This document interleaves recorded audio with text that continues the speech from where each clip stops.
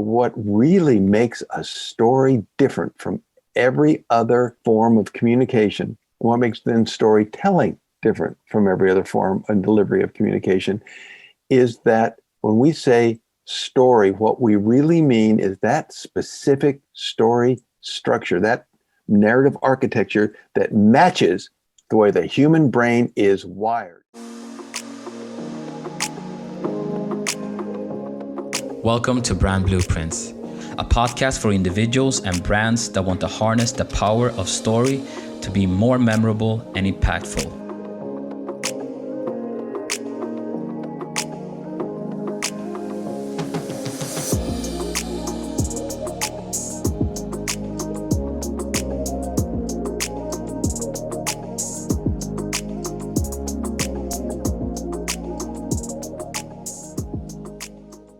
Hi there, Kendall. Welcome to the show. So happy to see you.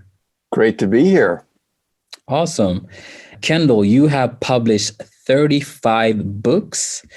You've also served as a story consultant to departments such as NASA and the Navy, as well as worked with organizations such as the World Bank and Aramco. And you're also a distinguished visiting scholar for both Stanford University and Johns Hopkins University, all due to your expertise in storytelling and the neuroscience of story.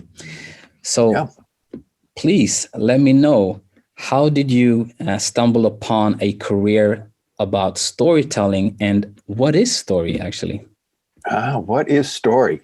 The heart of the matter. Well, my doctorate is in oceanography, which has nothing to do with story. And so in the late 70s, I was working at Lawrence Berkeley Lab, one of the national research labs here in the United States, leading a small team doing environmental research. When I started to make up stories for a nephew who just about to turn 5, so he was 4 going on 5, and moved close enough so that we'd spend time together. And I'd go to the park and we'd play. And again, in order to get him to be quiet for a moment, to calm down, take a break, the only way I could get him to slow down was to say, let's flop in the sandbox and make up a story. I didn't think anything of it. I just did. My intent wasn't to make up a story. It was to keep 1, 4, and then 5-year-old kid quiet for 5 minutes to, give him a break, as his mother told me I was supposed to do. What I observed was that not only did other kids just materialize, as soon as the story started, man, they were there.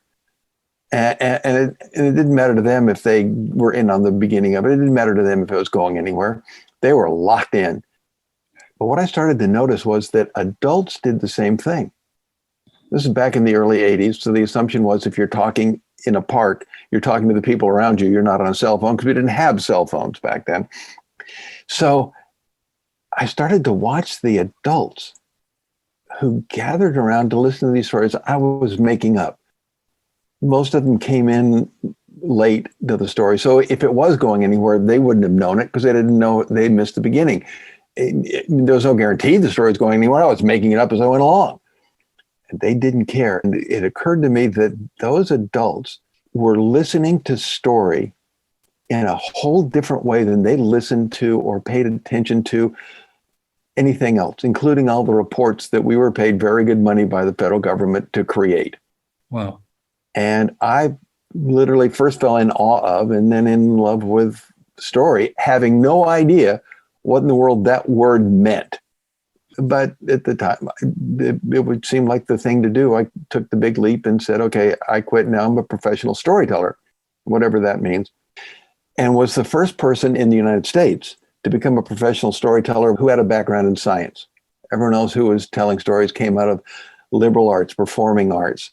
And so instantly I became the person to do research on why people listen to stories. Why do we pay attention to stories? Why do we remember information if it's giving to us in story terms and in story format better than if it comes to us in any other way? And we've done the research and now I can confirm that's true. So I started to grapple with what what does this word story really mean? Why is it different? And 35 years later in the research, and having spent a lot of the last decade in EEG and fMRI labs, wiring up audiences with 24-channel EEG systems and watching their brains on story, well, what we can now say is the reason we listen to story differently is because of the way our brains are physically hardwired. We are physically hardwired, every human being on this planet, to make sense of incoming information in very specific story terms, and then to create meaning from that information in specific story terms. So while people for the last 2,000 years have been trying to define what is a story, what really makes a story different from every other form of communication, what makes then storytelling different from every other form and delivery of communication, is that when we say story, what we really mean is that specific story structure, that narrative architecture that matches the way the human brain is wired. It's not about the story that makes story different. It's about the human brain and the way it is structured, the way it processes information.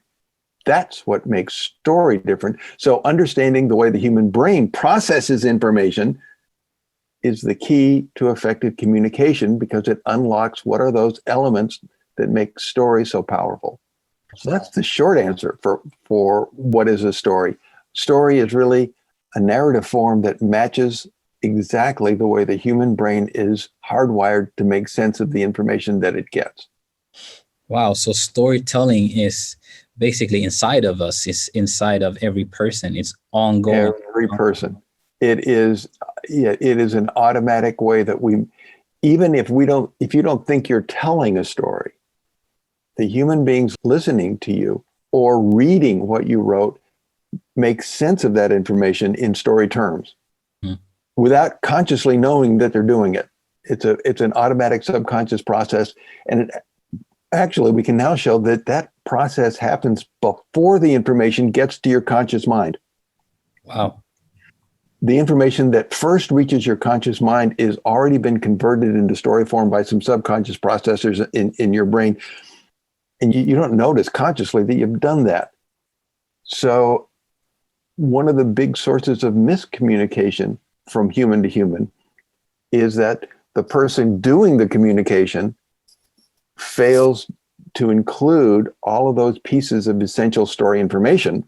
The person hearing it then automatically, subconsciously infers, implies, or creates those missing bits of story information to make sense of the incoming, make sense of what the other person is providing, and thinks that what reached their conscious mind, their interpretation of it, is exactly what was meant, even though, as we now can show in the lab, in an alarmingly large number of cases, it's not what the person intended.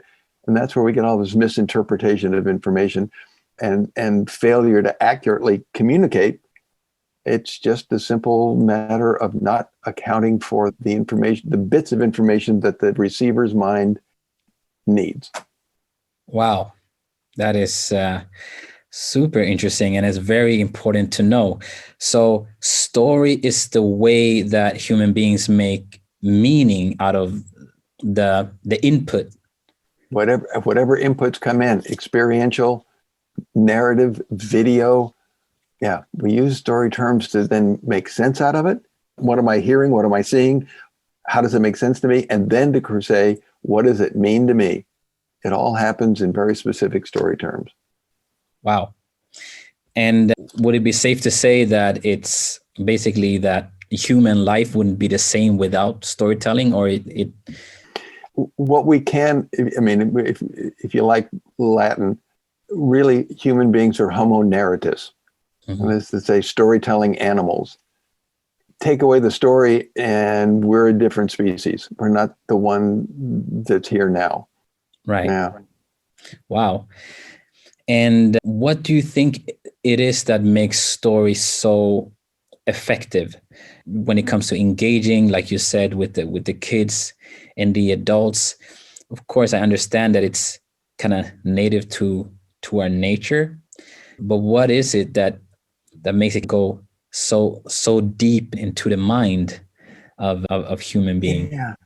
And that's a lot of what we're trying to ferret out and research. It is those specific elements of story that really trigger human perception. If you read, what's a good example? I'll give a quick example. Let's say you're listening to a conversation and person number one says, "Where's John?" Mm-hmm. Person number two says, "Well, I didn't want to say anything, but I saw a green VW parked in front of Carol's."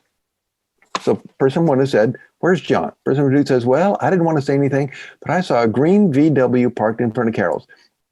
If you heard that, it would probably make perfect sense to you, right?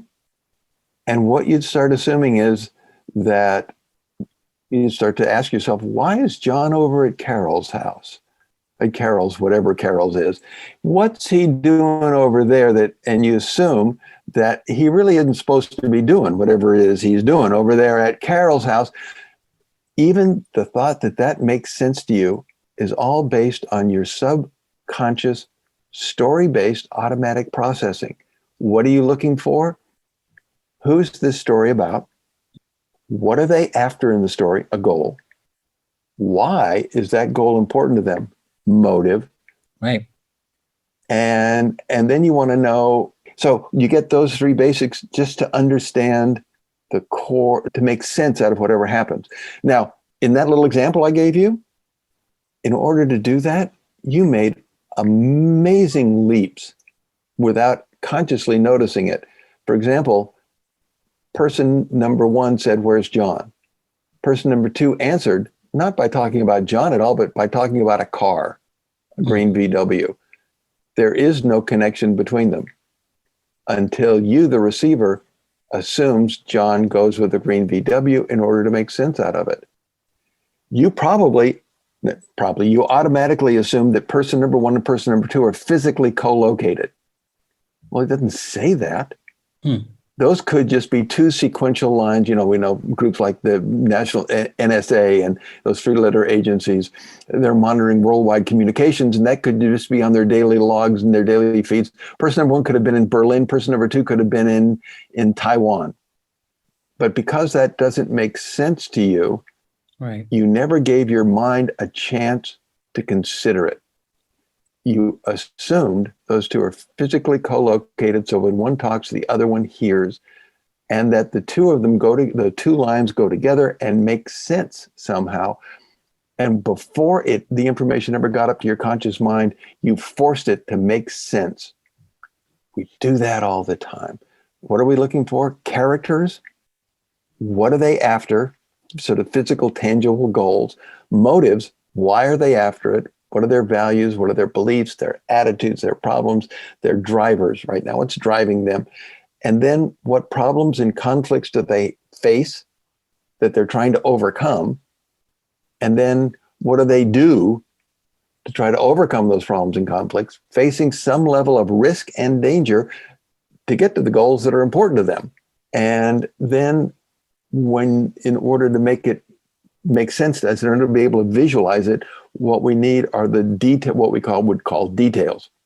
Details are really just a representation of what your various different senses would record if you were there. What does it look like? What does it sound like? What does it smell like? What does it feel like? Right? That's the way you make sense of the world, is through your senses. So details are source material's attempt to give you those same cues so you can build up mental images. That's it. That's what the brain uses to make sense of incoming information. And yet it's incredible how regularly companies, corporate spokespersons, organizations fail to include all of those in the pieces that they put out. And so force the audience to make assumptions on a subconscious automatic level that the audience then, without even knowing it, attributes back to the company, to the source. And that's where people start miscommunicating. So that, in some studies that we did, over a third of the pieces put out by nonprofit organizations, and this is mostly during big annual fundraising drives there, but were actually counterproductive. Wow. They would have been better just not to have mentioned anything. They did a poor job about how they solicited out the contributions in and out, and the kind of information they put out. In other studies on releases from corporate HR programs into, say, from headquarters into frontline workers, trying to introduce new programs and changes in benefits and changes in procedures, a majority of them failed to convince a majority of those frontline workers to go along with the changes. And so actually created issues and problems that then management had to go back and deal with later. And that happens so regularly that people think it's sort of expected. It only happens because those company execs fail to include those simple 8 elements that I just mentioned in some of the releases. Story is natural for human beings. It's amazing to me that consciously we don't seem to understand very much what it really means and how to take advantage of it. It is, and that's incredible. So I guess it's been a tool for us to survive, to understand the environment and be able to predict events, right, in our head. Exactly. Sure. Be able to take cues that are coming in and forecast them into a scenario that lets us project into the future. Right. Yeah, that's what we use them for. Creating future visions of the way we want the world to be, or the way we think the world is headed. Wow. Okay. Well, that's brilliant. So that makes a ton of sense to me. And I feel like I know really what story is and why we tell stories to ourselves constantly. What would you say is the biggest challenges for businesses when it comes to storytelling in an effective way? I kind of want to stay there because you mentioned the nonprofits. I thought that was super interesting. If you would give an advice to a marketer or someone at a business organization, what would be the main elements that you would say that this is crucial to include? Partly people tend to jump to the story. What's the story you want to tell? And the best advice I can give is delay as long as you can thinking about the story. The story is a vehicle that delivers the message. The question is, what's the message that you want to deliver? So where we start is who's your target audience?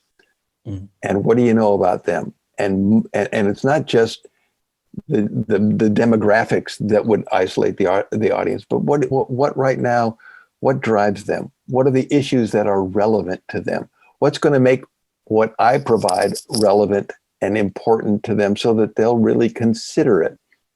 So we look at who's the audience, how am I going to make this relevant to them? How am I going to make it important to them? And then think about, all right, what is in one sentence the message that I want to get across to them?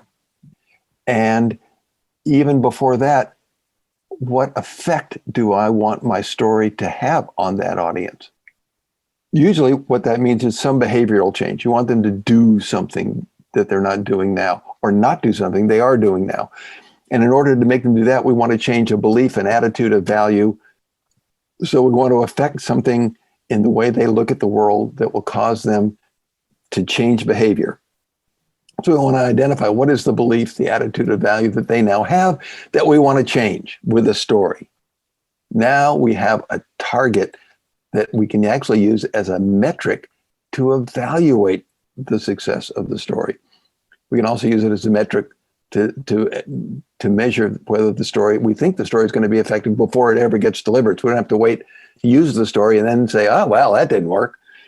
Once we've got that information, then we can say, all right, now there are a couple of key, when we talk about characters, there are a couple of key character positions that we've been able to validate and show in the lab that the human brain needs. It's going to create these positions, character positions. And so if you are aware of it and plan for it, then you can control how the audience makes sense of and perceives your story. What are those positions? Well, who's the story about? Main character. Right. What is the embodiment of the greatest obstacle that blocks that character from reaching the stated goal for that character in the story? Which is why it's so important to have a real concrete, specific goal so we can see what's blocking them from getting there. We call that the antagonist. Those are pretty common. But even a more important question is, who do I think my target audience will identify with in this story? So before you start to think about the story, you have to think about, how am I going to make the audience look at the story the way I want them to? This is where this neural story science really comes home to roost, because those are the tools. That's where you find the tools that let you force your audience to say, I'll identify with the character they want me to identify, so that I'm rooting for the outcome that the company wanted me to root for. Once you've done all that and said, now, at the end of the story, do I want them to feel uplifted? Often you do. Or do I want them to feel angry? Do I want them to feel somehow that justice has not been served, so that they are highly motivated to go out and do something? And often you do.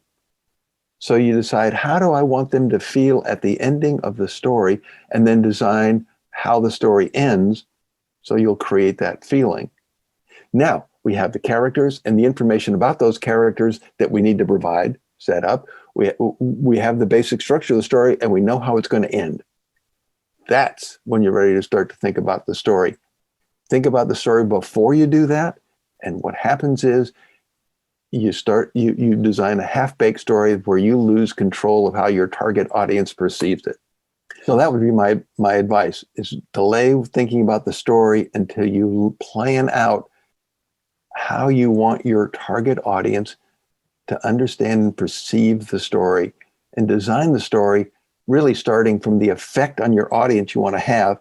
And it's a question of reverse engineering almost. You're reverse engineering the story. What do I have to say in order to get my audience to feel and act a certain way at the end? Right. So we want to start with the end in mind.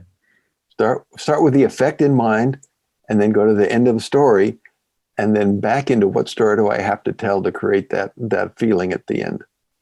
That's incredible. So if you were the head of let's say a big car company, and you're manufacturing or rental, just so we keep thinking of the same kind of company, which one do you want? Okay, well, let's say it's manufacturing, and it's a Tesla. Okay. As an example. And you would have this big rollout, and your target audience is new parents. Okay. How would you position the car in the story when communicating to them? Well, let's think about what's important to a new parent. Certainly safety. Pretty quickly, they'll find out that a lot of room is important, because every time they put the kid in the car, there's a lot of stuff that goes along with them. Right. So, and then new parents, generally speaking, would be younger. So not as economic for a large part. We'd probably have to further segment that group of new parents to say, do we want to go after just those that are already financially well established, so secure in their finances, or those that are closer to starting out? So do we want to look at Tesla then as something for these parents to use who have reached a certain level of economic stability? Or do we want to say, look at younger parents and say, hey, this is a real economic value, partly because as soon as you buy the car, gas prices, you don't have to buy gasoline anymore. You're not buying petrol. That's expensive. So that your monthly expenses will go down. And this is really a way to minimize, to maintain your monthly expenses while you're a young parent, and have a number of other financial time burdens. You want a car that's dependable. You want a car that's reliable. You want a car that you don't have to be running to the gas station, and spend a lot of money to fix up. You also want a car that's they'll go after safe, reliable, you have plenty of room for the kid or kids. So I'd be thinking about what is important to that audience, what's going to drive them to make a decision, to make a commitment, and then design the story around those factors that are the unifying factors for that little segment of the total population that I say is my target audience for this particular story. So the antagonist would be maybe lack of money, It would partly there's one of the other character positions that I haven't mentioned yet. So we got the character you identify with, and we want to control that probably to make it one of two characters. Either you want them to identify with the main character of this story, or let me use an American example to introduce the climax character. Think of an old Western movie. So the wagon train is going across the West, and they're heading out on the Oregon Trail, and it's a bunch of farmers and and folks that want to set up town and live in Oregon, and they're not soldiers, they're not fighters, but so they hire a guide, and we'll make that the hero of the story. So we'll make it John Wayne, a big Western actor, right? Mm-hmm. And he's going along because he's in love with a schoolmarm and wants to marry her and set up with her in Oregon. That's why he's settled. Well, 4 days out on the trail, they're attacked by Indians. They circle up the wagons to defend themselves, but they're just farmers, and flaming arrows are coming in. The wagons are on fire. People are getting hit, and you think, oh, woe is us. All the settlers are going to die, and the schoolmarm's going to be violated, and John Wayne, my hero, is going to die. And just then, at that very moment, you hear a little, and you see the pendants come up over the top of the hill, and here come the cavalry riding in on their horses, and they save the day. And you're watching it now. The cavalry there isn't the main character. That's not who we care about. But we recognize that they're the ones who have the power to make the situation come out exactly the way that they want it to. And it turns out that position, the climax character, is the power position. Now, if I want to talk to those parents about safety, I might want to make the car the answer to their safety issue, if I wanted to promote that aspect of my car. If I said to them that convenience, I probably, for this story, I'm going to want to make my target audience identify with the main character and make my Tesla serve the role of climax character. So whatever problem I want to put out a focus on in this story, convenience, monthly dollar or monthly euro reduction because I'm not having to buy petrol, I'm not having to buy gasoline. Whatever problem I want to set up, I'll tell the story so that that main character will rely on Tesla, in this case, to solve the problem. So they'll say, I need that character, Tesla, in order to reach my goal. The other way to set it up is to set up the target audience as the climax character. And then you got to say that you're the only one who can solve the problem. That works real well for nonprofits, because what you want them to do, the action you want them to take, is usually to give you money to support your operations. So it's a question of then saying, what action do I want that my target audience to take? How do I want to affect their beliefs, attitudes, and values so that they'll take that action? What emotion do I want them to feel at the end of this story? And then who do I want them to identify with in the story? What character that I want to create in the story that they're going to identify with? And how do I make them see that this power position, this climax character, is the one that I choose to put in that position that they'll recognize as being the character position, the climax character that they need in order to achieve their goals that they adopted because they identified with the identity character that I gave them. So it's looking at those elements, which, although when I say it and you're listening to it here, it sounds like it's a fairly complex process. actually is the most natural and automatic thing, because it's exactly what every human brain does every time they're trying to process some new information. So it's just mimicking what is going to happen inside automatically. It's going to happen inside the brain of every person in your target audience.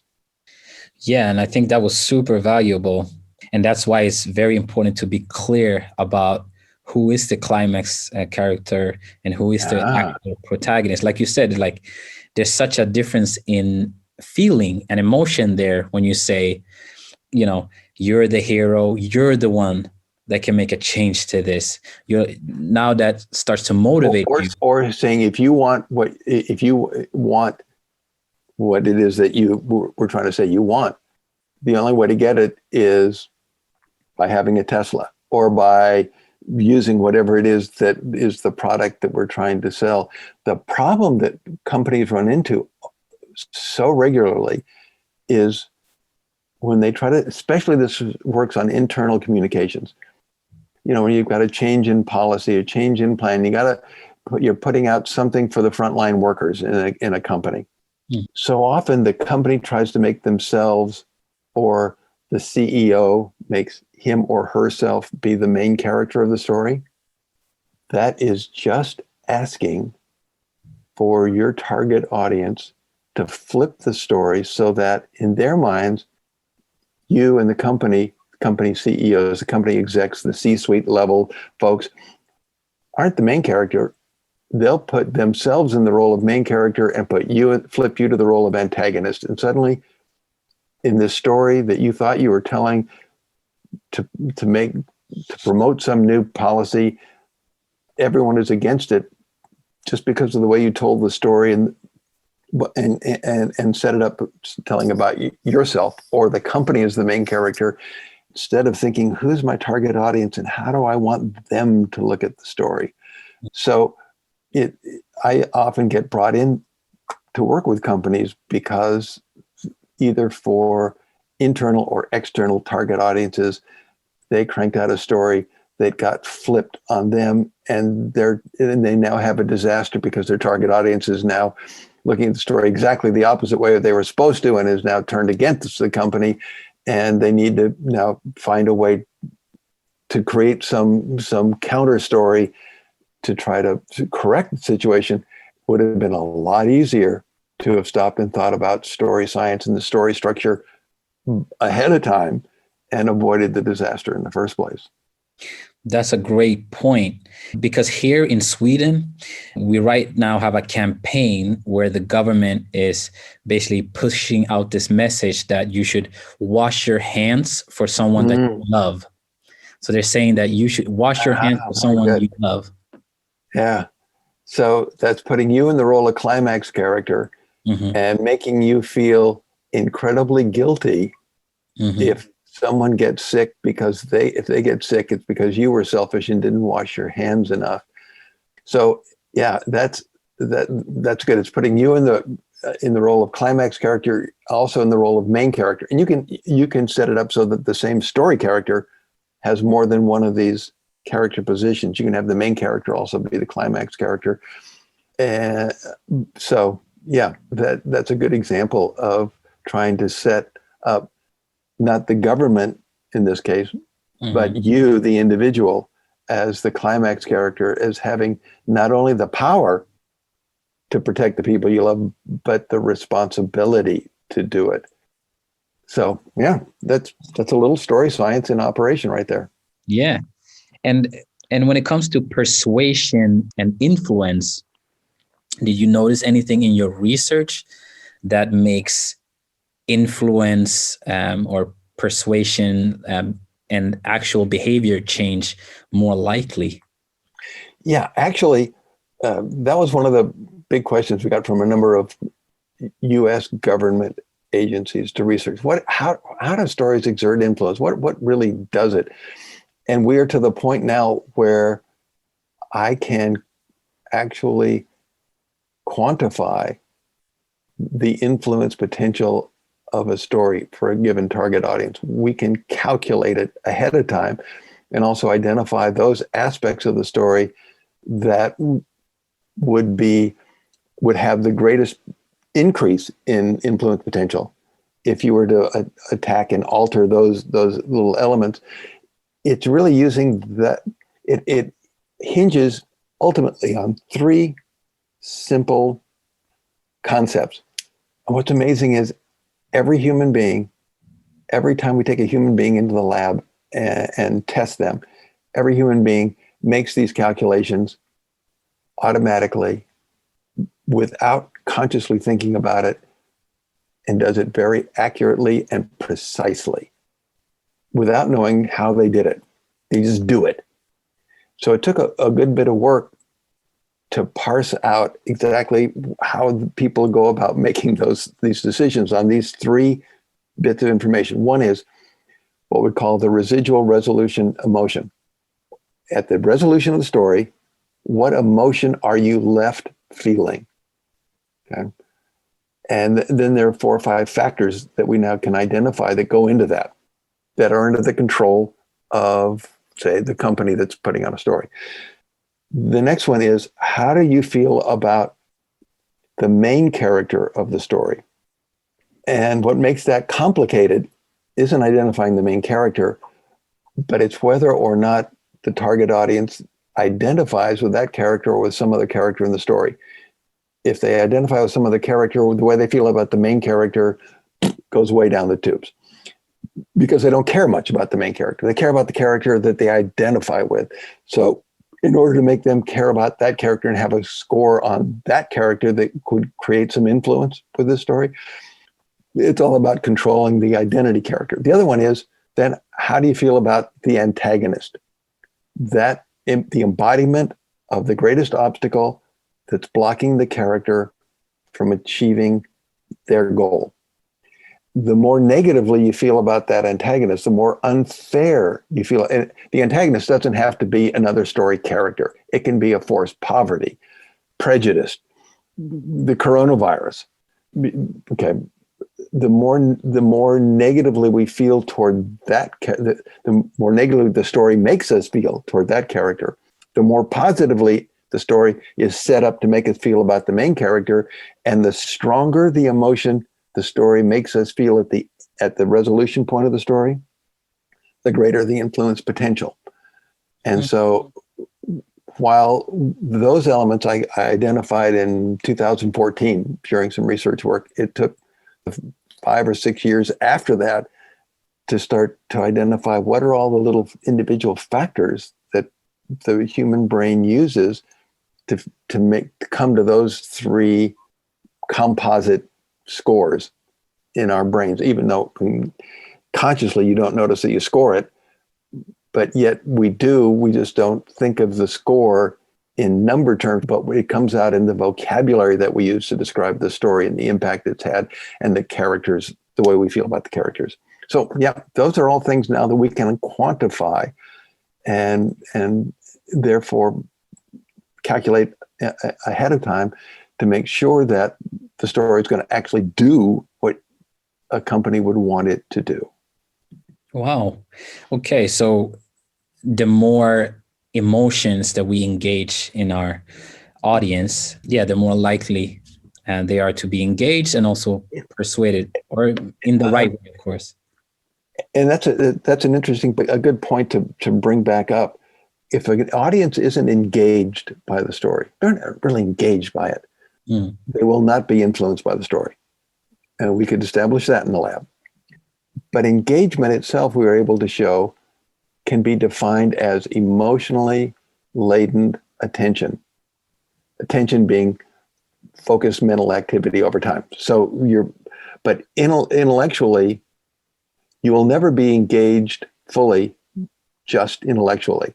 You can't provide information and expect people to be fully engaged unless accompanying that, they're emotionally involved. Somehow it has to feel personal. It has to feel relevant to each person enough so that it engages them at an emotional level. So if you try to stay very intellectual and provide information only, you can be somewhat appreciated, but you're not going to change anyone's mind, and you're not going to change their behavior, their basic attitudes, unless you make it somehow visceral. and engage them emotionally, the stronger those emotions that you engage, the more influence potential you exert. And then the question is, like, if people get too emotional, suddenly it's like a cattle stampede, and you're desperately just trying to control it. You don't want to start, usually don't want to start a riot unless you're a terrorist organization. But for the rest of us, you want to change behavior, but not have people go out on the street and start throwing Molotov cocktails and bricks up and down the street. So you want to control those, create those emotions, but also control them to achieve the end result that you're actually trying to create. Wow. So yeah, just making sure that we're engaging our audience's emotion and controlling for those factors, and that it's, how do you say, it's aligns with the values of our audience, right? So they feel like this is something that is affecting me. Important and relevant to them, so that they see how it really impacts them as individuals. Yeah. Stories are all about the target audience. They're not about the teller of the story. It has to be set up to be about, told from the viewpoint of and created from the viewpoint of the target audience, not from the company or the organization that's creating the story. Right. And do you have an example when a company has done the opposite of that and it's gone really bad? Yeah, I'll give you. Unfortunately, there are a lot of them. One that just was fairly recent, Frito-Lay. They make chips, corn chips and potato chips and blah, blah, blah, snack foods. They put out a story. They wanted to put out a story about change. What they wanted to say was, change happens a lot, and it's always a bit of a struggle, but we push through. So bear with us. They put it out at a time. What they did was go around and interview people in the manufacturing lines. Who are in this noisy big factory where there are 200 machines that are each pumping out potato chips. And then they went to the drivers who drive them, who are in the trucks, who drive the bags of chips around and then go into the little convenience stores and actually stick their bags on the shelf. And they talked to those people on the sales floor, all these people, and interviewed them about change, and put it together and put out this 5-minute video that was supposed to say, yeah, change happens and it's always a struggle, but we get through. And to do that, what they kept having, they took the clips out from people all over talking about how much of a struggle change was and how hard it was. Then showed it, but at the end they always say, well, we gritted through and I'm still here. Showed it to people, and the result was that the general consensus was, what they're trying to tell me is that there's some big changes coming and I better get out of here before they do. And they suddenly had mass resignations. So that frontline workers, salespeople, drivers, dock workers who are, driving forklifts around loading up big semis, mostly they just wanted to bail ship before it sank. It totally backfired. It made people afraid of change. What they missed is that change stories are not about change. A change story that a company puts out is never, if it's effective, it's never about change. It's about preservation. The question is not what are we going to change? It's what are we going to change so that we preserve the things that are most important to us? That's looking at story from the audience's point of view and reframing it so you're telling it from their point of view, not from your own. Yeah, you're going to change a policy. You're going to change something. But that's not what's important to the people. What's important to the people is what do they preserve? So I went back and looked at the raw footage.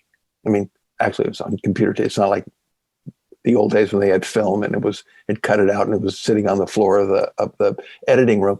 But and was blown away by these same people talking about how much they loved working for Frito-Lay and how much they valued, especially the relationships that they had with people that they were around, so that they looked forward to going to work every day because of the people that were there and how much they got out of being at work with these people. So as soon as we redid that video and stopped talking about change and started talking about what was important to the people who were there, and then what Frito-Lay put in was, we, Frito-Lay, are committed to changing those things that we absolutely have to change, because changes in competition, changes in the marketplace, in order to preserve the things that are most important to you. They completely reversed the reaction that they got. And it wound up being something that was a big source of pride and affirmation for the people who are the frontline workers in the company, just because we stopped and shifted the story from looking at the company's point of view to looking at it from the workers' point of view. And so reframed the story to make it so that they would identify where we wanted them to identify, and feel that preservation, that the company had their backs in preserving the things that were important to them, so that it made them willing to go to stay with and work with the company to change the things they had to change. It's those kinds of stories, and they happen all the time. That's a fantastic lesson. So is that very closely related to motive? And is that something that we as humans always kind of look for and try to detect? Motive is the biggie. Right. It's so underrated. Yeah, you are absolutely right. Motive, now what motive is, a goal, in order to be effective, needs to be something that's real and tangible. Happiness, peace, company success, those are lousy goals, because they're too vague. We're not quite sure what they look like. So that during a story, we never really know if the character is getting there or not. So a goal needs to be far more specific and tangible. But then what lies behind that goal are the motives. Motives being the values, beliefs, attitudes, problems, individual wants, things. So some of those are permanent. Some of those are very changeable, and so they're transient. What we find when we research it is that audience members will identify most readily with the character in the story whose motives, values, beliefs, attitudes, drivers, problems, gripes, seem to match most closely with their own. It's called motive matching. So it is the primary tool for inducing your target audience to identify with the character in the story that you want them to identify with. And yet it is so common for companies, especially organizations in general, but profit, nonprofit companies, to not mention their driving motives. And so leave them up to be assumed by or inferred by their target audiences. And what we find is that when you leave an audience to infer motives, they instinctively infer motives that are more negative, more self-serving, even more cruel and vicious than are the actual real motives of the person, the character in the story, be it the company, be it a spokesperson for the company, a CEO. And so often then turn on the character, because what they're really turning on are those assumed motives that they inferred on their own, because the actual motives weren't included in the story. And people say, well, why did they turn on me? What did I do? Well, what you did was not tell them your actual motives and left it for your target audience to infer those motives. And audiences, for some reason, instinctively infer far more negative motives than are the actual ones. Wow. And isn't that probably something that we've all done, that maybe our boss has told us, or we get communication from the company. They tell us, oh, we have this new system. And, in our head, we have this is probably their motive. They're probably trying to X, Y, Z. Yeah, yeah. And it can go down to something as simple as someone says, "Oh, there's a meeting. The meeting this afternoon. You don't have to come to that one." Why did he not want me to come? What are they going to do at that meeting that they want me out of there? And you instantly start to think about, in a negative way, the motives that person had for saying you don't have to come, when in fact it might be they were trying to do you a favor and say, we're not going to cover anything worthwhile, and you'd be better off actually working for it. But our instinct is to go to the negative motives. And so it's one of the things when I work with companies, I've worked with them a lot to say, okay, let's talk about it. What are the drivers, the motives that lie behind a program, that lie behind a new communication, that lie behind what you're trying to do, and why will your target audience care? Wow, that's a great lesson, and something to keep in mind, that if you leave information out, people will start to infer pretty negative things. Always. So it's very important to be clear about your motives as well, and really put emphasis to that. But that's the thing, though. Did you notice in research that if you would put emphasis on your actual motive, but your target had already started, inferring negative thoughts or their own story, did you notice that it's hard to turn someone around? Usually, yes, it is, but it's not impossible to do. And usually what it requires is for you to acknowledge those negative assumed motives and inferences. You probably think that blah, blah, blah, blah, blah. I bet a lot of you have been thinking that blah, blah, blah, whatever it is. Once you acknowledge that, then you're in a position to counter it.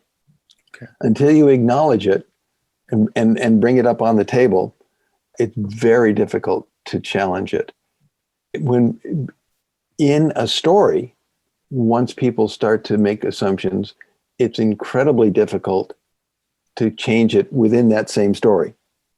So once people get off track by inferring some negative information, incorrectly inferring information within a story, in that same story, you're not going to change their minds. They're lost, which is why you need to be very careful, not only about making sure that the information is in there, but by controlling when that information comes into the story so that you don't give people a chance to get way off track. So often people leave all the good stuff for the end, hit them with your conclusions at the end. And long before people ever get to the conclusions, they've gotten such a negative impression of the story that they're tuned out and gone, and they never really hear those good parts. So, there's a saying, you only get one chance to make a good first impression. It's especially true with stories. You only get that opening, that one opening to establish engagement, to start to create their expectations for where the story is going, their sense of where they'd like the story to go, their sense of who the story is really going to be about for them and who they should care about in the story. These are all things that audiences need to establish in their own mental imagery of the story very quickly. And if they get that information from you, they'll accept it. If they don't, they'll infer it on their own. And then you've lost control of your own story and the way that your target audience is making sense out of it. That's a fantastic point, and that we have to make sure that we're maintaining control of the story and that we want to share with our audience. That's a huge point, and I'll definitely take that with me. Okay, so how about someone that is interested in story science, whether it's someone that's working inside of a company or for a governmental agency or a nonprofit? What would be some of the ways that they could, practice this or know more about it? Well, of course, right now, 3 good ways. One would be, the first 2 would be the books that I've written on that specific topic. And there aren't many people who have been writing on neural story science, just because there are only a couple of us in the world who have really been in positions to work on it. So the book Story Proof, and then Story Smart, those 2 books. I'm in a position now where the next one, which is the real quantitative assessment work. How do you actually calculate the influence potential of a story? That's the next book that I'm about ready to put out, but it's not out yet. And so they can always get to me at kendallhaven.com, or if you want to email, it's kendall@kendallhaven.com. Real simple, real easy. And certainly I can turn them on to whatever sources they might want and answer specific questions that they might have. Excellent. And just for my last question, I just have a question here for the people. How did you make a career out of your passion and being basically one of the first in a brand new field? Yeah. When I'm working with people, beginning storytellers, and doing classes for people who want to be full-time storytellers, and they often say, oh yeah, wow, that's what I want to do. I want to tell stories. There's a difference between a vocation and an avocation. Once it becomes your vocation, then you're depending on it to pay the bills. When it's your avocation, you're depending on it to feed your heart and soul. Those two don't automatically go together. And often people who turn their avocation into a vocation find that it no longer functions as an avocation. And they have that great hole that's left in them that was all about passion and joy and delight. And now it's grubbing out enough income to pay the bills. So I would say, don't think in career terms. Think first about how to do the thing you love to fill up your heart and soul. And if you get to a point where you say, I'm sorry, but I can't do anything else, my mind tells me this is what I got to do, then think about turning it into a vocation. But when you do, the big question to ask is, how do I keep my energy and my passion going while I'm also trying to make it into a regular career? Fantastic. I love that. Yeah, that's great advice. I thought it was amazing interview, and thank you so much for your time. Please try to My pleasure. check out Kendall's books, Stories Smart and Stories Proof. And you can also check him out at kendallhaven.com to check all of his experience out. And I highly advise you to do so. Thank you so much, Kendall, and hope you have a great evening and hope to talk to you soon again. Great. Thank you. I hope so. Look forward to it. Take care.